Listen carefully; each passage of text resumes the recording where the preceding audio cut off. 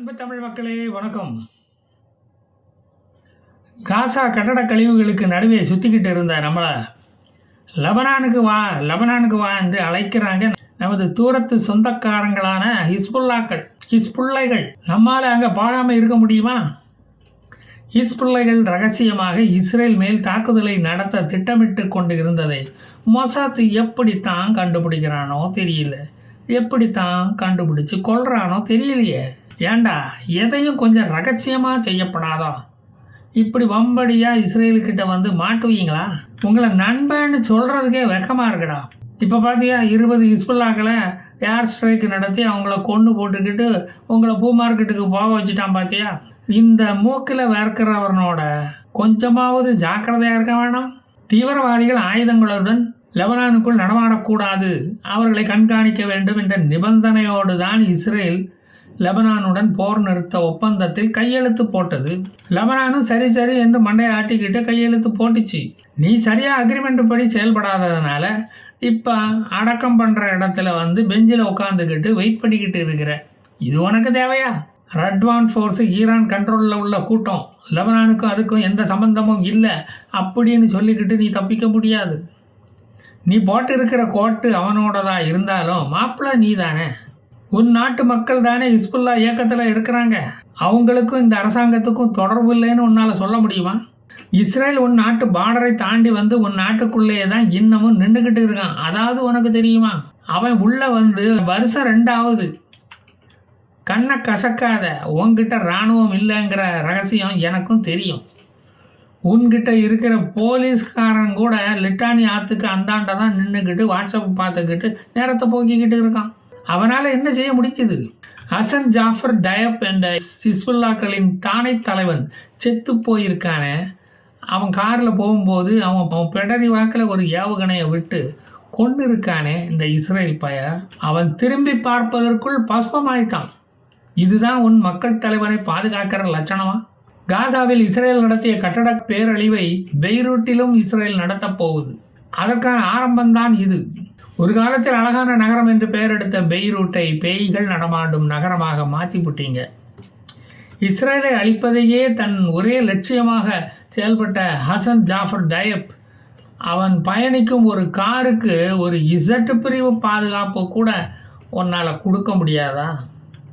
இது உனக்கே நல்லா இருக்கா? கோடிக்கணக்கில் பணம் செலவழித்து தொடங்கப்பட்ட ஹிஸ்புல்லா கம்பெனியை நீ இழுத்து மூட வச்சுடுவ போல் இருக்க. இதனால் அதன் ஓனர் ஈரான் தாத்தாவின் கோபத்துக்கு வீணாக நீ ஆளாக போகிற. அவர் எப்போ நெத்திக்கண்ணை திறப்பார்னு தெரியாது. அவர் இஸ்ரேலையும் சும்மா விட மாட்டார், உன்னையும் சும்மா விட மாட்டார், தெரிஞ்சுக்கோ. இஸ்ரேல் உன் நாட்டுக்குள்ளே கொஞ்சமும் பயம் இல்லாமல் வந்து ஹிஸ்புல்லாக்களின் டெரர் ஸ்ட்ரக்சர்களை எல்லாத்தையும், அப்புறம் ஸ்டோரேஜ் கட்டடங்களையும் ஆயுத கிடங்கையும் தகர்த்து விட்டு தீபாவளி கொண்டாடிட்டு போயிருக்கான். தீபாவளி முடிஞ்சு 20 நாள் ஆச்சு. அதாவது உனக்கு தெரியுமா, கிறிஸ்மஸ் வருது, அதையும் கொண்டாடிட்டு போகட்டும்னு விட்டுட்டீங்களா? ரட்வான் ஃபோர்ஸ் ஆயுத கிடங்கு வெடித்து சிதறுவது தான் இப்போ சோசியல் மீடியாவில் வைரலாக பரவும் வீடியோ. கௌரி கிஷன் வெடித்து சிதறினப்ப வாங்கி கட்டிக்கிட்டு ஓடின யூடியூபர்ஸ் எல்லாம் இப்போ லெபனான் ஆயுத கிடங்கு வெடித்து சிதறினதை வீடியோவாக போட ஓடுறான். ஆனால் நான் லெபனானுக்கு தான் ஓடினேன். ஹிஸ்புல்லா டொனேஷன் பணத்தில் கட்டி கொண்டு இருந்த தலைமைச் செயலக கட்டடத்தையும் இஸ்ரேலிய விமானப்படை இடித்து தள்ளிவிட்டது. இந்த அநியாயத்தை யாரும் தட்டி கேட்டீங்களா? ஒருத்தனோட ஆஃபீஸை போடுறதுன்னா உனக்கு அப்படி இனிக்குது. இந்த அளவுக்கு தான் நாங்கள் மண்ணுக்கடியிலேயே ஆஃபீஸை திறந்து நடத்திக்கிட்டு வரோம். அப்படி நாங்கள் கட்டின மிசைல் சிட்டியையும் உடைச்சு போட்டானே, அதையும் எங்களது ஒரு தேச துரோக செயலாங்க அவன் சித்தரித்து காட்டுறானே. நாங்கள் தீவிரவாதியாக வாழ்ந்தா அது ஏன் உன் கண்ணை உறுத்துது? எங்களுக்கு தீவிரவாதம் பயங்கரவாதம் என்ற தொழிலை தவிர வேறு எந்த தொழிலும் தெரியாது. பிக் பாக்கெட் அடிக்கிறது, கண்ணக்கோல் போடுறது, சாமான திருடி விற்கிறது, கள்ளச்சாராயம் காய்ச்சறது, போதை மருந்து விற்கிறது, இதெல்லாம் எங்களுக்கு தெரியாதுய்யா. அதில் வளரல. பயங்கரவாதத்தை மட்டும் எங்கள் மார்க்கம் கற்றுத்தந்துள்ளது. அந்த வரம்பை மீறினால் எங்கள் சாமி எங்கள் கண்ணை குத்தும். அதுக்கு பயந்து தான் செயல்பட வேண்டியதாக இருக்குது. லெபனான் நாட்டில் பெய்ரூட் பக்கத்தில் நெபாட்டியா ரீஜனில் நடந்த வெடி விபத்து நெருப்பு சீக்கிரம் அணைய மாட்டேங்குது. அவ்வளவு ஆயுதம் அங்கே வச்சுருந்துருக்கான். தீயணைப்பு வீரர்கள் அங்கு போராடி கொண்டிருக்கிறார்கள். பால் ஊத்துறதுக்கு கூட ஒரு எலும்பு துண்டுகள் கிடைக்குமா என்பதை சந்தேகமாக இருக்கிறது. நெபாட்டியா பகுதி எங்கும் இந்த அப்போகாலிப்டிக் சீன் தான் தெரியுது, வேற எதுவும் தெரியல. ஹமாஸை அழிக்கத்தானே நீ முதல்ல புறப்பட்ட? அந்த வேலையை முழுமையாக முடிக்க வேண்டியது தானே. அதுக்குள்ளே அவசரப்பட்டுக்கிட்டு இங்கே எதுக்கு லெபனானுக்குள்ளே வர்ற? நாங்கள் இஸ்ரேலை இன்னும் தாக்கவே ஆரம்பிக்கலையே, திட்டம் தானே போட்டோம். எவனோ துப்பு கட்டவன் துப்பு சொன்னான்னு அவன் பேச்சை கேட்டுக்கிட்டு எங்களை தாக்க வந்துட்டேன். அதை பார்த்துக்கிட்டு இனி அமைதியாக இருக்க முடியுமா எங்களால்? ஈரான் தாத்தா இந்த ஹிஸ்புல்லாய்களை வளர்க்க நாய்விடாத பாடுபட்டார் தெரியுமா? அவர் பட்ட கஷ்டம் கொஞ்சம் நஞ்சம் இல்லை. அவராலேயும் முடியலை. கடைசியில் அவரை சுற்றி இருந்த மற்றவர்களும் உங்களுக்கு தான் வயசாகி விட்டதே, மூளையும் மற்ற முக்கிய அவயங்களும் வேலை செய்ய மாட்டேங்குதே, எதுக்கு கிடந்து மண்டையை உடச்சிக்கிட்டு அவதிப்படுறீங்க? பேசாமல் போய் ரிட்டையர்மெண்ட் ஹோமில் போய் சேர்ந்துக்குங்க என்று சொன்னவர்களை அவர் தன் நெற்றிக்கண் கொண்டு சுட்டெரித்து விட்டார் தெரியுமா? நான் என்ன சொன்னாலும் அவர் காதில் விழமாட்டேங்குது அப்படிங்கிறாங்க. கேட்க மாட்டேங்குதுயா.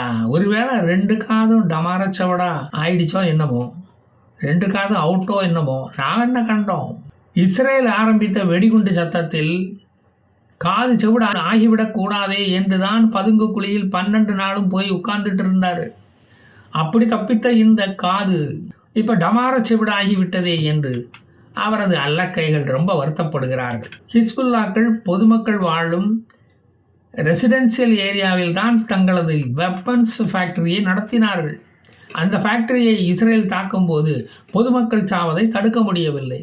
அப்பாவிகளும் சாகிறார்கள். பொதுமக்கள் தங்கள் ஆதரவை ஹிஸ்புல்லைகளுக்கு கொடுப்பதால் தான் அதற்கு உள்ள தண்டனையை அவர்கள் அனுபவித்து தானே ஆக வேண்டும் அப்படின்னு இஸ்ரேல் சொல்லுது.